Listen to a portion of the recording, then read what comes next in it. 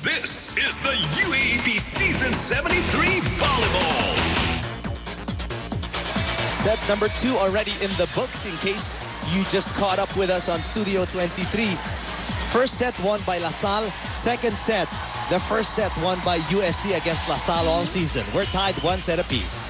You know, it's very nice actually for UST even, yung sweet victory nitong second set because imagine they were behind and, credit to Maruba Natikla who did an excellent job in the front line para pumuntos dito sa UST. A lot of it actually 3 or 4 consecutive points, I Seems believe. like 4 to me, And, they did an excellent job. And on top of that, a big improvement as well when it came to their defense. And also, of course, these numerous unforced errors on the part of LaSalle did not help. But in the early goings, it was all LaSalle, as you can see here. I mean, a service ace from Maraño, and Esperanza rattled in a few service aces of her own. Mercado was in the mix offensively. But, in the end, there were these series of runs made by both teams. UST made a run, LaSalle made a run. But there were just too many unforced errors on the side of LaSalle for them to be able to recover. That's right. Pero what really broke the momentum of LaSalle there was the 2 service errors that they committed in the latter part. Kung naipasok lang yun, it would have been, there would have been a chance na makakapunto sila. But, those were easy giveaway points. Now, if you look at the numbers for the second set, you'll see that in terms of attacks, pantay na pantay lang halos. No? LaSalle with 14, UST at 15. But when it came to service aces, that's where UST had the advantage with 4 points as compared to only 2 of LaSalle. And ayan yung unforced errors. Lamang ng konti ang LaSalle with 8 and 6. So what is your verdict, Ann, when it comes to the experimentation of Coach Shaq nung set number 2? Nung ni-rearrange niya yung mga players to cope for the fact that si Hirotsuhi sprained her ankle and will not be playing today. Was it effective or was it not? I think in the first part, it was very obvious na nangangapa yung mga tao sa loob ng court in terms of positioning. Although towards the end, they managed to make the most out of it by going to their comfortable positions. That's when Maruba Natikla actually started scoring more points. So instead of experimenting dun sa experimental positioning, they went back to the basics. Okay. So they ditched that and just went back to what they are used to. And it looks like now, I'm not sure, but let's see, mukhang bumalik sila sa dating position or... The set number 1 position that they have, That's right. Maizo now plays the utility position again. Free ball for LaSalle. Mercado. Tough angle. Back set. Maizo catches the tape of the net. Gumabaw firing one in. Better defense by UST this time. Free ball for UST. Banatikla.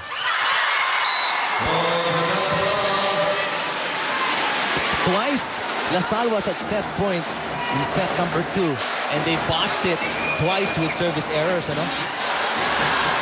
now we're tied at 1 set apiece, but LaSalle 2-0 advantage in set number 3. Oh, sorry, let me correct myself. Maizo still plays the middle attacker position. So they're still using that set number 2 lineup. Yep. Service error again for LaSalle. 1 serving 2 as we listen to Maan Panganiban.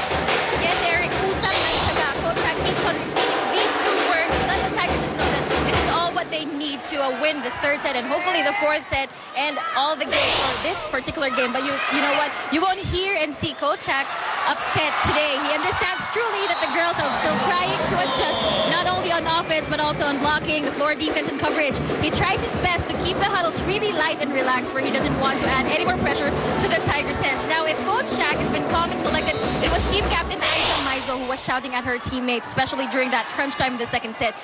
She was shouting, laban tayo, laban tayo. Eric and Ann? Thank you, Maan.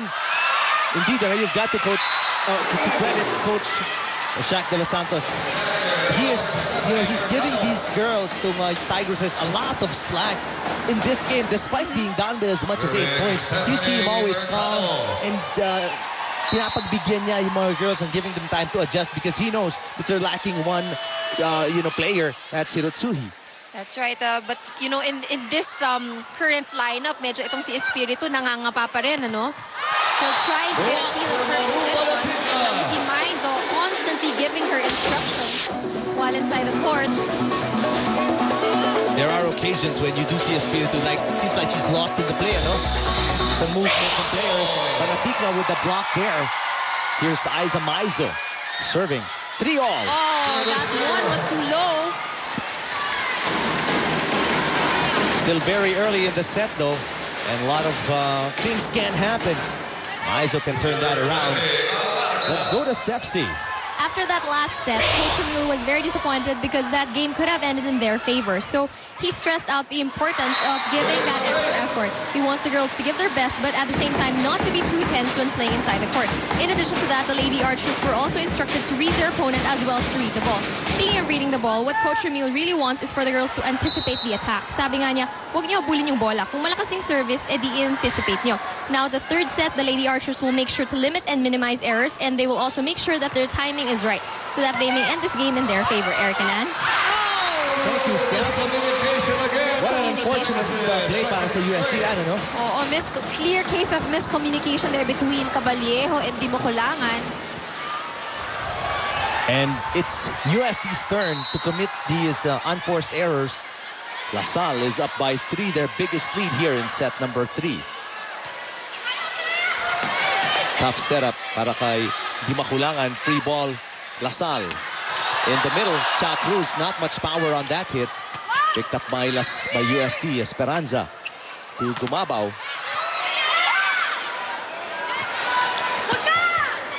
Very difficult angle for Maru Banatikla. Cha Cruz blocked, but it bounces out of bounds. Point again for LaSalle.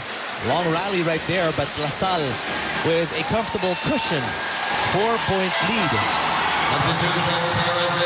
Espiritu checks out, and the crowd cheers for the return of Gonzalez. She was almost single-handedly along with Maru Banatikla for that run of UST in set number 2.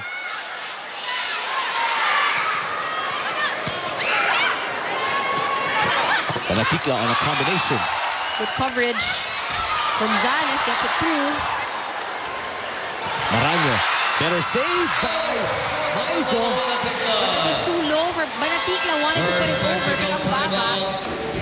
Balik na sa, or ito ang pinakamalaking kalamangan ng LaSalle at the 5-8-3 in set number 3.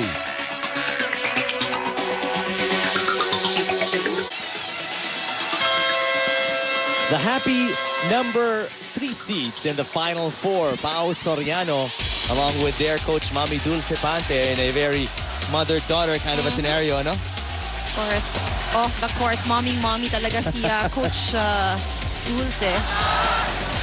And of course, Ateneo falling earlier to Adamson, and they will be seeded number 4. They will go up against LaSalle at the beginning of the Final Four competition. That's on Wednesday. It's the battle of 2 and 3.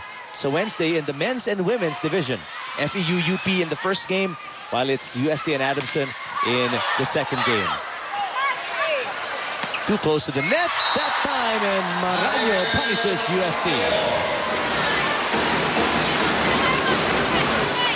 So you can see the frustration on her face. And again, lumalayo na naman ang LaSalle.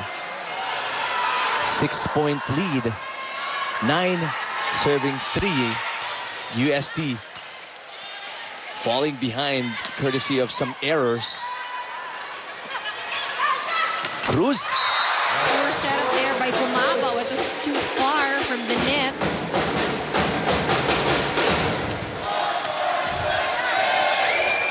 UST catching a break again as they get a free point off that Cha Cruz error. 4 serving 9. Banatikla will be in the back row for UST. Pancake save. Banatikla, it's still alive. Good play, UST. Free ball for Uste. Ortiz.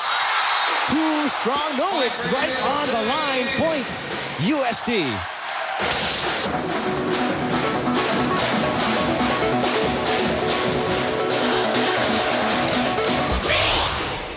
4-point deficit for the Tigresses. In the front, Caballero, Gonzalez, and Ortiz for UST. One-handed set by Esperanza, but that is wide from Mercado. Ito, UST making their own version of a run, and well, it's very timely dahil dapat maunahan nila agad yung Lasal early on in this set. nice solid block by Ortiz on Maraño. UST within 2. And this is what was lacking with UST earlier. Nawala yung blocking nila. And now it's back. Lasal calling a timeout. Let's listen in. Paano na paano? Naubos ang utak naman ang ulo natin.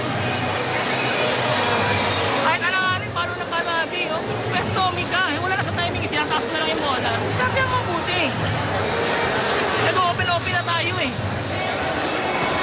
Kailan din, pagkataas ang bola, dahan-dahan. Hindi natin naihatid ang tama. Hindi pwede may taas lang yung bola, okay na yun. Gandaan sa block.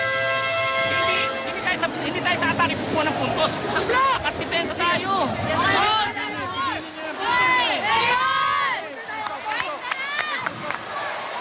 You've got to take note of the last statement of Coach Ramil De Jesus. Ano sabi niya, hindi tayo sa opensa kukuha ng puntos sa block because the defense is the bread and butter of Lasal.